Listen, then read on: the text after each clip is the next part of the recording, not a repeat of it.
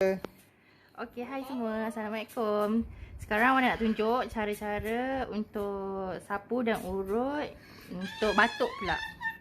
Kalau batuk yang berlarutan, cara-cara nak sapu dia Okey, mula cek dulu, dia balik dan sapu kat dada. Sapu dekat seluruh dada sampai dekat leher atas ni Sapu, sapu, sapu. Dia pun sedap lah kalau kita sapu kat dia kan, merangin. Okey, pusing belakang. Sayang, pusing belakang. Mering. Oh. Okey. Cik lagi.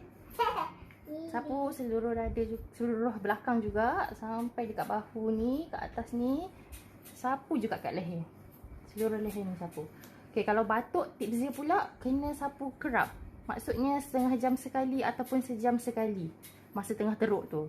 So bila dia dah makin okey, kurangkan sapuan. Maksudnya kalau macam daripada setengah jam jadikan sejam. Selepas dah okey tu, daripada sejam boleh turunkan kepada 4 jam sekali. Ikut kesesuaian anak. Alright. Dah siap.